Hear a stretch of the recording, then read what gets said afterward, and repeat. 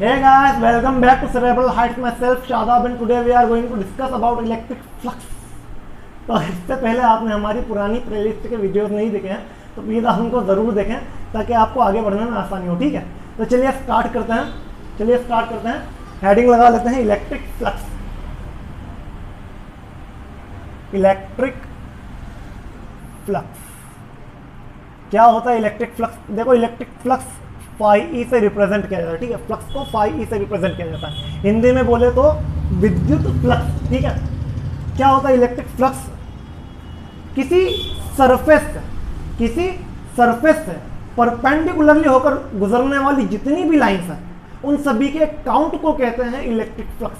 मतलब किसी सरफेस से अगर मान लो कि 1000 लाइंस गुजर रही है, ठीक है, तो हो जाएगा उसका flux 1000।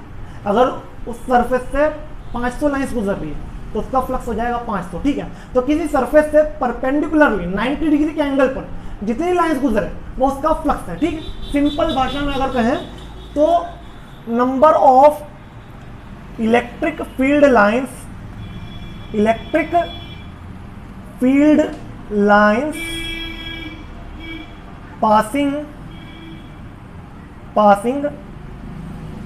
normally through a surface is called as electric flux।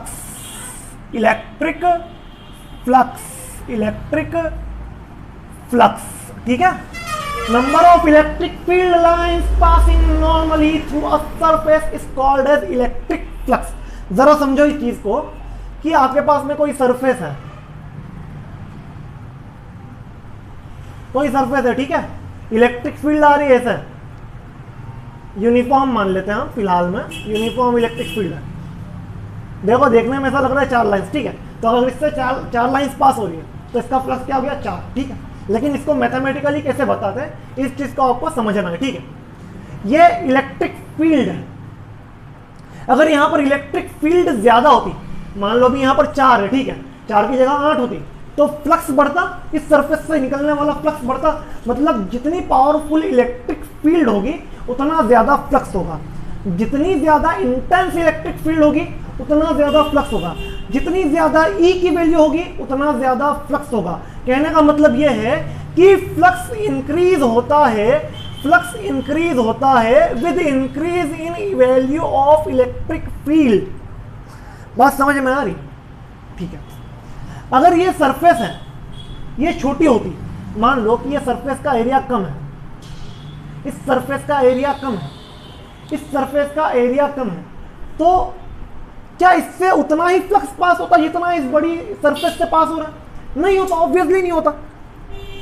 अगर एरिया बढ़ रहा है तो फ्लक्स भी बढ़ रहा है, एरिया कम हो रहा है मतलब फ्लक्स कम हो रहा है।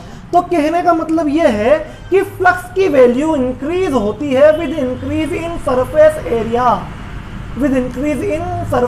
एरिया। दोनों चीजें क्लियर है आपको? फ्लक्स की वैल्यू इंक्रीज होती है विद इंक्रीज इन एरिया। ठीक है, फ्लक्स की वैल्यू इंक्रीज होती है with increase in electric field. अच्छा, अब बात करते हैं हम थोड़ा सा ओरिएंटेशन की। ओरिएंटेशन का क्या फर्क पड़ेगा इस फ्लक्स की वैल्यू पर? मान लो कि इसी सरफेस को ठीक है, इससे पहले एक चीज और समझो कि एरिया जो है वो एक वेक्टर क्वांटिटी है। ठीक है, सदिश राशि है। ठीक है, वेक्टर क्वांटिटी है और इसका डायरेक्शन होता है किधर की तरफ? Always normal to the surface. Always normal मतलब सरफेस के परपेंडिकुलर 90 डिग्री के एंगल पर, परपेंडिकुलर टू द सरफेस। किसी सरफेस से 90 डिग्री पर जो वेक्टर होता है ना उसी को एरिया वेक्टर कहते हैं। सरफेस से 90 डिग्री पर जो वेक्टर होता है उसी को एरिया वेक्टर कहते हैं। देखो मैं फिर से समझाता हूँ इस चीज को। ये आपके पास एक रेक्टेंगल है, ठीक है, एक्स वाई जेड एक्सिस पर देखो इसको, अरे गंदा सा डायग्राम, फिर से बनाओ। ये आपके पास में एक्स वाई जेड एक्सिस है, ठीक है, ये रेक्टेंगल है, ये हो गया एक्स आई कैप, इधर की तरफ वेक्टर एक्स आई कैप, और देखो ये ऊपर की तरफ जो वेक्टर है ये वाई जे कैप। अगर आप एक्स आई कैप और वाई जे कैप का क्रॉस प्रोडक्ट करोगे तो आपको क्या मिलेगा, एरिया मिल जाएगा रेक्टेंगल का, लंबाई और चौड़ाई का मल्टीप्लीकेशन, ठीक है, लेंथ एंड ब्रेड्थ का, ठीक है। तो एक्स और वाई का मल्टीप्लाई हो तो एक्स वाई, और आई क्रॉस जे क्या होता है, के के। तो देखो इसका डायरेक्शन बिल्कुल 90 डिग्री पर इस तरफ बाहर की तरफ, ये vector X, vector Y, vector Z, ठीक है। तो जे कैप इधर बाहर की तरफ है, के कैप बाहर की तरफ है, जेड एक्सिस पर। तो इससे आपको विजुअलाइज हो गया कि एरिया जो है वो वेक्टर क्वांटिटी, ठीक है। तो एरिया जो है वो वेक्टर क्वांटिटी है। तो अगर मैं इस सरफेस के एरिया की बात करूं, इस सरफेस के एरिया वेक्टर की बात करूं, इस सरफेस के एरिया वेक्टर की बात करूं, तो नॉर्मल टू द सरफेस इस तरफ, क्या यहां पर electric field and area both are in same direction?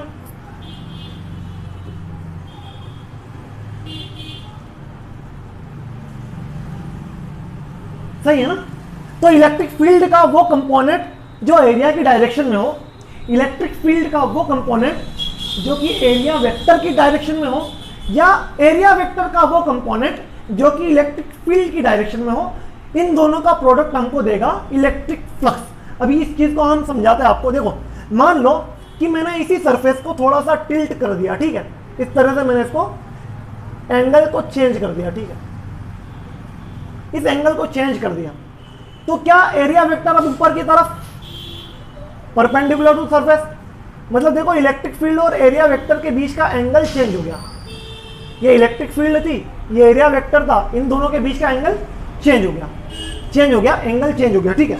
अब समझो, क्या एंगल को बढ़ाने पर उतनी ही इलेक्ट्रिक फील्ड पास हो रही जितनी पहले हो रही थी? क्या एंगल को बढ़ाने पर उतनी ही इलेक्ट्रिक फील्ड पास हो रही थी जितनी पहले हो रही है? जितनी पहले हो रही थी उतनी हो रही है क्या? नहीं हो रही ना। देखो कैसे, देखो मान लो कि यहां से दो लाइंस है, ये सरफेस पहले ऐसे रखी थी, ठीक है, अब इस सरफेस को ऐसे कर दिया, ऐसे विजुअलाइजेशन के लिए बता रहा हूं, ठीक है।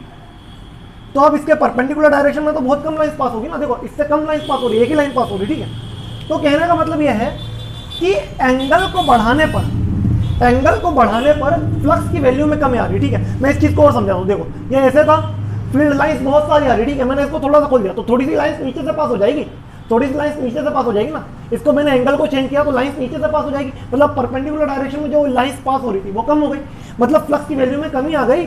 फ्लक्स की वैल्यू में कमी आ गई कब आई? जब थीटा को आपने चेंज किया। Flux decreases with increase in angle, angle को बढ़ाने पर फ्लक्स की वैल्यू में कमी आई। अच्छा अब हम समझे इस चीज को हम समझे कि एंगल बढ़ने पर कौन से ट्रिग्नोमेट्रिक रेशियो की वैल्यू में कमी आती है। अगर मैं बात करूं साइन थीटा की, समझो थीटा की वैल्यू 0, 30, 45, 60 एंड 90 डिग्री। मैं साइन थीटा की अगर बात करूं तो साइन थीटा होता है 0 पर 0, 30 पर 1/2, 45 पर 1/√2, इसके ऊपर होता है √3/2, 90 पर होता है 1। अच्छा मैं कॉस थीटा की अगर बात करूं तो कॉस थीटा होता है 0 पर 1, बिल्कुल इसका रिवर्स हो जाएगा, √3/2 30 पर, 45 पर हो जाएगा 1/√2, यहाँ पर हो जाएगा 1/2 और यहाँ पर हो जाएगा 0। क्या हम इस तरफ एंगल को बढ़ते हुए देख रहे हैं? यह एंगल बढ़ रहा है, ठीक है। क्या साइन थीटा की वैल्यू एंगल के साथ साथ इंक्रीज हो रही है? देखो शुरू में 0, 90 पर मैक्सिमम, यहां पर देखो कॉस थीटा की वैल्यू एंगल के साथ डिक्रीज हो रही है, शुरू में मैक्सिमम बाद में 0, शुरू में मैक्सिमम बाद में 0। तो कहने का मतलब यह है कि एंगल के बढ़ने के साथ साथ जिस ट्रिग्नोमेट्रिक रेशियो की वैल्यू में कमी आती है वो है आपका कॉस थीटा। तो अगर मैं इन तीनों चीजों को कंबाइन कर दूं, तो क्या पता चलेगा? फ्लक्स पता चलेगा। इन तीनों चीजों को कंबाइन करने के बाद में जो हमको फ्लक्स की वैल्यू का पता चला, इसको मिटाने के बाद में लिख दूंगा, ठीक है। देखो इन तीनों चीजों को कंबाइन करने के बाद में फ्लक्स की जिस वैल्यू का हमको पता चला वो इलेक्ट्रिक फ्लक्स होता है E A cos थीटा। देखो E बढ़ाने पर फाई बढ़ेगा, A बढ़ाने पर फाई बढ़ेगा, थीटा बढ़ाने पर फाई घटेगा, ठीक है। तो कहने का मतलब ये आपका इलेक्ट्रिक फ्लक्स हुआ, जिसकी यूनिट होगी, देखो इलेक्ट्रिक फील्ड की यूनिट इनटू एरिया की unit, cos theta unit less होता है, ठीक है। cos थीटा रेशो है, ट्रिग्नोमेट्रिक रेशो है, ठीक है। इसकी वैल्यू एसआई सिस्टम में नहीं है, ना सीजीएस में है, ठीक है। तो ये क्या है? यूनिटलेस है। इसकी और इसकी यूनिट है, तो इलेक्ट्रिक फील्ड की यूनिट न्यूटन पर कूलॉम और इनटू मीटर का स्क्वायर, मतलब इसको लिख सकते हो न्यूटन मीटर स्क्वायर पर कूलॉम। ये हो गई इसकी यूनिट, ये हो गई यूनिट फ्लक्स की। अगर मैं डायमेंशनल फॉर्मूले की बात करूं, डायमेंशनल फॉर्मूले की बात करूं, डायमेंशनल फॉर्मूला तो क्या है भाई, electric field into area, electric field into area, ठीक है। मतलब फ्लक्स का डायमेंशनल फॉर्मूला में लिखना चाहूं तो इलेक्ट्रिक फील्ड का डायमेंशनल फॉर्मूला न्यूटन पर कूलॉम से हम निकाल सकते थे। न्यूटन क्या है, फोर्स है, फोर्स के लिए क्या mlt की power -2 metre square area, metre मतलब लेंथ, लेंथ का square divided by coulomb, coulomb मतलब क्या, करंट इनटू टाइम, तो करंट के लिए a, टाइम के लिए t। इसको सॉल्व कर लो, देखो m एक बार तो एक ही बार लिखा जाएगा, l कितनी बार, एक बार ये, दो बार ये, कितनी बार हो गया, 3 बार, t कितनी बार, -2 टाइम्स ये एक बार ऊपर गया तो -1 मतलब -3, देखो -2 -1 कितना हो गया, -3, ये एक बार ऊपर गया -1, तो ये हो गया dimensional formula of flux, dimensional formula of flux. अगर मैं छोटे से एरिया की बात करूं, एलिमेंटल एरिया की बात करूं, ठीक है, तो एलिमेंटल एरिया के लिए मैं क्या लिख सकता हूं फ्लक्स को,